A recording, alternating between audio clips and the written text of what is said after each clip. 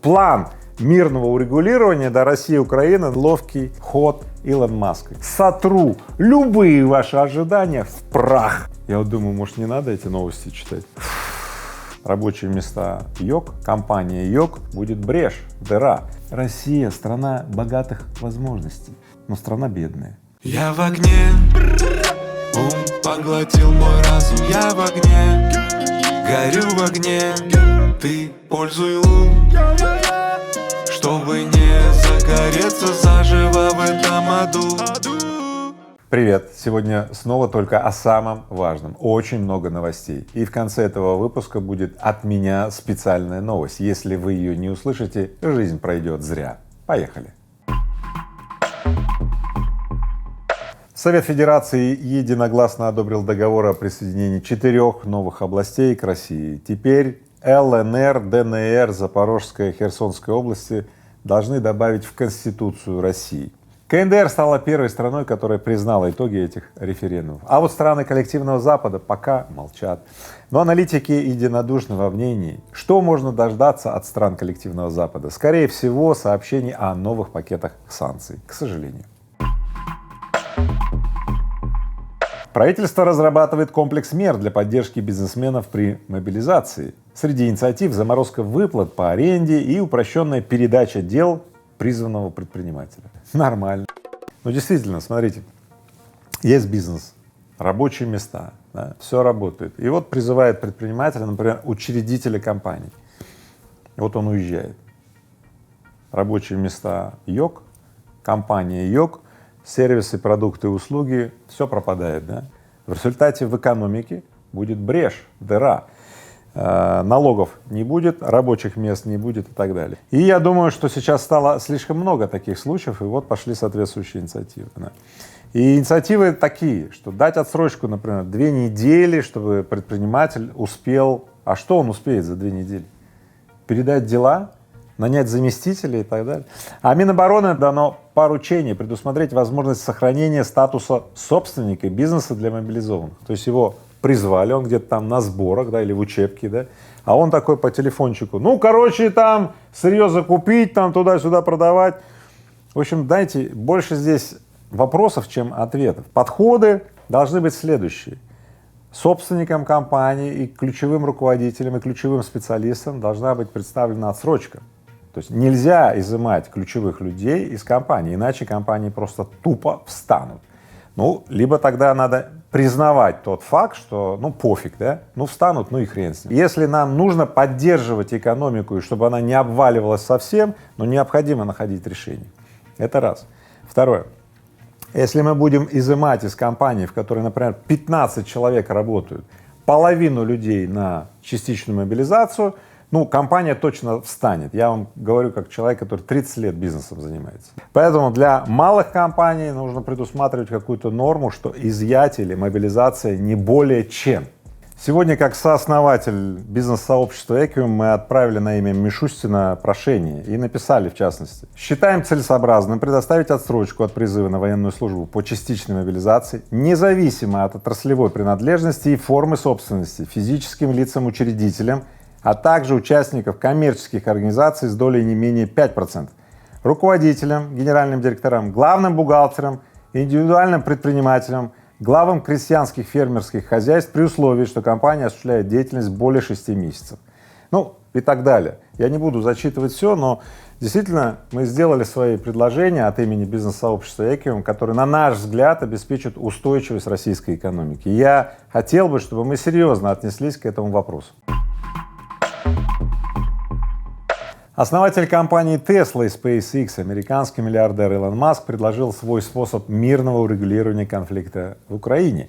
В общем, Маск написал это предложение, в котором, в частности, говорил, что надо признать Крым российским, обеспечить Крым водой и так далее, новые выборы, значит, при поддержке ООН провести на новых территориях, и если население, значит, выскажется, что все-таки Россия, оставить в России, и на этом закончить военные действия и так далее. И тут же получил гигантский хейт.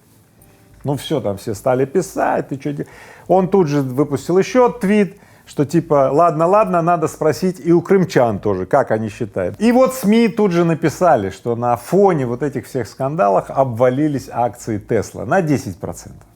На самом деле я вам хочу сказать, что происходит. Акции обвалились до того, как он сделал эти твиты. И это опять ловкий ход Илона Маска, который на фоне негативных новостей по корпорациям, снижение продаж там автомобилей Тесла и так далее, и в преддверии того, что акции вот рухают, да, он решил отвести внимание людей, всей мировой общественности на какие-то резонансные новости.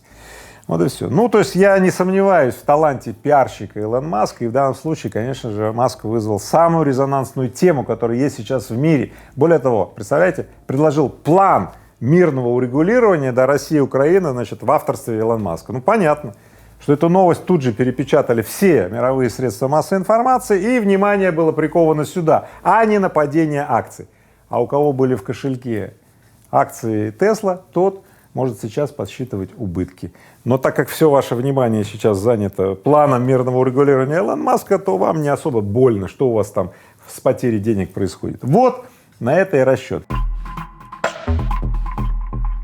На этот твит, да, Илона Маска тут же отреагировали в Госдуме и предложили Маску стать новым президентом США. Видимо, план очень понравился мирного урегулирования, да. Так вот, с таким предложением выступил депутат Госдумы от Крымского региона Михаил Шеремет. Вот. По его мнению, Маск является достойным кандидатом на пост американского лидера. И в частности он заявил, смотрите, такие как Маск должны становиться президентами США, а не такие как Байден, который стал позором американского народа, превратив страну в международного тирана-убийцу. Вот так вот. А Джо Байден тем временем заявил о планах баллотироваться на второй срок в 2024 году. Вот так. Понятно? Видимо, Байден Шеремета не услышал. В 2024 году состоятся выборы очередного президента США. Байден уже заявил, что будет участвовать. Трамп недавно сказал, что он будет участвовать опять, а Шеремет выдвинул, значит, Илон Маска. Поэтому я думаю, вот на этой троице мы и остановимся. Но что меня расстраивает категорически, почему не женщина является президентом США? И вообще, когда женщины в управлении страной и обществом, все идет как-то более созидательно, тепла, что ли, больше, нежности, да? Поэтому вот Валентин Матвиенко, например, в Совете Федерации, ну это ж прекрасно. Надо больше женщин, чтобы было в управлении страной и России, и в администрации президента России, да, и в Америке. Пожалуйста, ребята, обратите на это внимание. Не шпалы укладывать женщины должны, понимаете, коров доить и так далее, да, а страной руководить. Чем больше женщин, тем больше мира, созидания, содружества. Потому что мужики вот как начнут конкурировать, все, разрушают друг друга до победного. Понимаешь, победитель забирает все, а тот, кого победили, он потом восстанавливается и идет с войной на этого. Вот и все. Вот что. Венгерская... понятно. Ёпта. Я вот думаю, может, не надо эти новости читать. Венгерская энергокомпания договорилась с «Газпромом» об отсрочке платежей за газ. На 3 года. Так как растущие цены на него угрожают экономике страны. Я сейчас пойду срочно со своими сотрудниками договорюсь о рассрочке по выплате зарплаты на 3 года. Потому что растущие зарплаты угрожают экономике моей компании. Что происходит вообще? Я не понимаю. А в чем смысл тогда вот этих рыночных цен? Значит, цена есть, да, задолженность есть, но мы ее будем выплачивать потом, до второго пришествия. В чем тогда смысл? Вообще мир не просто сошел с ума, он а государственная энергокомпания Турции БОТАС попросила власти России отсрочить часть платежей за газ до 2024 года. Что происходит вообще? А биржевые цены на газ в Европе на открытии торгов опустились ниже 1650. Вообще непонятно. Мир Поэтому наслаждайтесь, покачиваясь на волнах. Куда эта волна нас принесет? Мы удивимся. Принесла туда, мы скажем, отлично. Главное, чтобы у нас не было никаких ожиданий. Я сейчас сотру любые ваши ожидания в прах. И тогда, что бы ни случилось, вы просто скажете, хорошо, волшебно и так далее. У меня нет никаких ожиданий. Что я жду? Я не жду. Ни плохого, ни хорошего. Я вообще ничего не жду. Я не ждун. Ждут ждуны, а я просто живу. Глава МВД Казахстана Марат Ахмеджанов сообщил, что с 21 сентября в страну въехало 200 тысяч россиян, а выехало 147 тысяч россиян. Приезжающие уезжают, сказал он. Все на миграционном контроле. Также, по словам министра, сейчас очень мало россиян, которые оформляют вид на жительство в Казахстане. Да? Насколько я помню, только 68 человек подали заявление на получение гражданства. Не 68 тысяч, а 68. То есть, по словам министра, значит, практически никто не остается в Казахстане, все либо транзитом или так далее. Я не знаю, насколько вот воспринимать эту информацию, потому что противоречивые данные, честно говоря, да. И вот ряд экспертов заявляют, что население России сократится аж на 1 миллион человек к концу года. В частности, так заявляет Институт демографии Высшей школы экономики. Вот. Они просто бьют набат, говоря, что это 1 миллион человек не только экономически активных, да, это и потребители, да, это и работники, и ключевые специалисты и так далее, и они, вообще говоря, гонят волну, что ох, что же будет, что же будет. Мое мнение по этому вопросу простое: всегда, когда людей уменьшается, ну, это означает, товаров будет покупаться меньше, ну, как бы найти подходящего специалиста ну, менее реально, или платить за подходящего специалиста дороже надо, потому что дефицит. Ну, то есть, что тут может быть хорошего? Конечно, это все не очень хорошо, давление очень большое. Поэтому я люблю, когда прибывает население в страну, вот, а когда убывает, мне всегда тревожно. Ну, вот, напишите, как вам, да, заодно обменяемся мнениями. Спрос на военную экипировку в России вырос на сотни процентов. Мобилизованным родственники, друзья, там, коллеги и так далее дают деньги, чтобы те скупили какое-то там снаряжение, да, и отправились не просто там гол как сокол, да, а с какими-то там, не знаю, спальниками, там, термобулье, там, фонарики, термосы и так далее. И Федеральная антимонопольная служба уже даже расследование, да, возбуждает, потому что комплект для снаряжения, ну, на мобилизацию раньше стоил 50 тысяч рублей, а сейчас 120. То есть цены взметнулись. То ли на волне вот такого дикого спроса, то ли на волне вот этих спекуляций и так далее. Ну, в общем, факт остается фактом. Например, в Волгограде сообщается, что люди обходят все магазины, а в магазинах уже ничего нет. Цены растут и так далее. Напишите, в вашем городе наблюдается ли дефицит вот всяких вот этих вот амуниций, там, спальники, термухи, там, фонарики и так далее, потому что наверняка это все неравномерно по городам, но тем не менее вот этот вот ажиотаж идет. Также в 5 раз вырос спрос на товары для оказания первой медицинской помощи. В аптеках разбирают изделия для остановки крови, йод, автомобильные аптечки и даже средства женской гигиены. Помните, когда была пандемия, маски продавали там по 100 рублей, по 200, хотя им красная цена там, не знаю, 7 рублей или 3 рубля и так далее. То есть спрос огромный, да, и спекулянты тут же там взвинтили цены более чем в 10 раз. Вот. Поэтому сейчас то же самое происходит. Поэтому у меня личная просьба ко всем предпринимателям, бизнесменам и кто там эти цены ставит: не завышайте цены. Вот.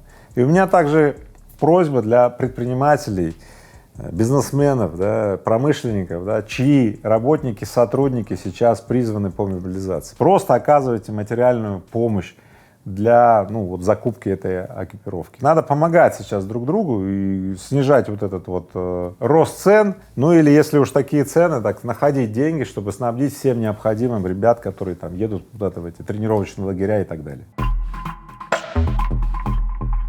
Центральный банк разъяснил, как будут устанавливаться официальные курсы валюты в случае прекращения биржевых торгов долларом и евро из-за санкций. В общем, механика достаточно проста. Будут браться конкретные практические сделки из отчетностей банков, раз. Далее будут браться сведения вне биржевых площадок, если таковые будут иметься, да.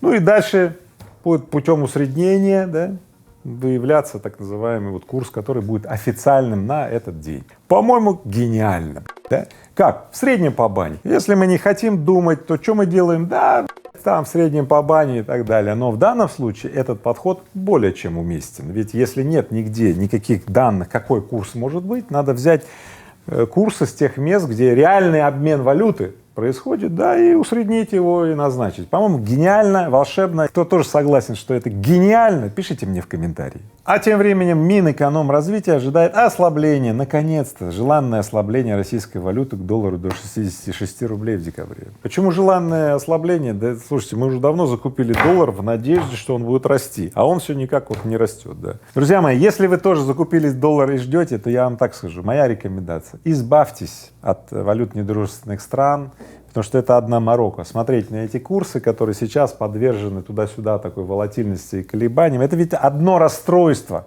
Друзья мои, вот кто не занимается этой валютной спекуляцией, вы просто счастливчики.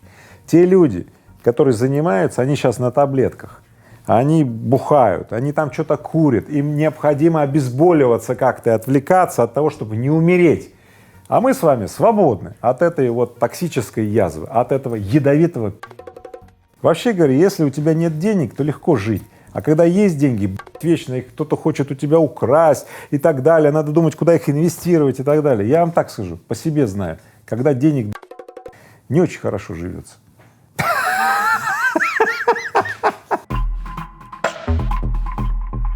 Спрос на наличные рубли среди россиян резко вырос в день подписания договоров о присоединении новых территорий. По данным Центрального банка, объем наличности в обращении 30 сентября подскочил аж в 2 раза до рекорда с марта и составил 144 миллиарда рублей. Представляете? На руках 144 миллиарда рублей, да? Это сколько? Это просто… Да, и вот кажется, да, что 144 миллиарда, да, это много. Давайте разделим, например, на 140 миллионов людей в России, и получится по 1000 рублей. Это такой закон цифры, да. Вот когда оно суммарно вроде выглядит много, а когда разделишь на каждого человека, то вообще ничего. Поэтому обычно про Россию говорят: вот, Россия такая богатая страна, вот здесь столько вот всего. А когда разделишь на каждого человека, получается, что ВВП-то всего там чуть больше 10 тысяч долларов на человека. Это вообще ни о чем. За 10 тысяч долларов на человека по ВВП мы ничего сделать практически не можем. Ни медицину, ни дороги и так далее. Ну, вы сами это чувствуете на себе. Поэтому, когда говорят, что Россия богатая страна, Россия — страна богатых возможностей, но страна бедная. Понятно? Если возможности регулярно будешь бедным. Так вот, Россия — это страна людей, которые никак пока не научатся конвертировать богатые возможности в богатые результаты. То есть нам предстоит именно этим заниматься. Если ты хочешь это сделать, проходи на курс «Предприми себя» и предприми уже себя, чтобы ты лично уже смог, в то время как другие не могут, а ты сможешь. Курс «Предприми себя» с Игорем Рыбаковым. Поехали! Как я обещал, самая важная новость этого выпуска. Я вообще в каждом выпуске буду теперь говорить, какая новость самая важная. Вот для меня лично, да, вот это самая важная новость для меня. Итак, в Москве прошел слет «Сила сообществ». Собралось 1000 людей со всей России, которые считают, что не ждать, надо настроиться на благоприятное, да, и из того, что есть, да, из говна и палок создавать это благоприятное. И мы решили создавать это благоприятное путем объединения сообществами. Мы знаем с вами, что человек индивидуально, ну, то есть в одиночку, никогда не бывает успешным. Успешными людьми бывают только в сообществах. А представляете, когда объединяются 8 сообществ, тогда успех кумулятивный и успех глобальный. Мы и называем это сила сообщества. Поэтому, если ты, так же как мы, хочешь пребывать в силе, ощущать на себе силу сообществ, качество жизни, такую присоединенность к себе, присоединенность к миру, вообще ощущение безопасности и защищенности, тебе в силу сообществ. Присоединяйся к нам.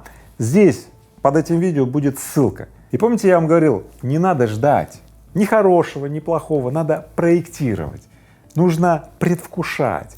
И вот чтобы вы вместе со мной предвкушали свою жизнь, ту, которая нам будет нравиться, я покажу вам сейчас один ролик. Когда вы его посмотрите, напишите мне в комментарии, хотите ли вы вместе со мной строить такое будущее. Ролик будет после моей традиционной фразы «давайте вместе размножать хорошее, пусть плохому места просто не останется». Поехали! Эта история началась в 2050 году. Что это были за годы? Мы жили в мире и согласии с планетой. К нам приезжали учиться лучшие из лучших. Люди почти не болели. А даже если болели, то тут же выздоравливали. Один вопрос меня мучил. 95% населения моложе 35 лет. В стране почему-то почти не было стариков. Или совершенно взрослых людей, как мы тогда их называли. Еще один вопрос, который не давал покоя. Откуда в стране взялась философия X10? И почему такое молодое учение стало нашим образом жизни? Эти попытки понять вскоре привели меня в далекое и ужасное прошлое. Я прожил там с 2020 по 2024 год. Несколько раз едва не погиб. Пережил страшную болезнь. Увидел чудовищные войны и жестокость. Люди там жили совсем не так, как привык я. Их не интересовало познание, не интересовало развитие мозга и личности. Они не умножали, а делили и отбирали. И тогда я понял, почему большинство взрослых людей не пережили это время. Но кто же те немногие, что сумели? Как им это удалось? Мне еще предстоит в этом разобраться. Но для этого нужно вернуться назад, из ада.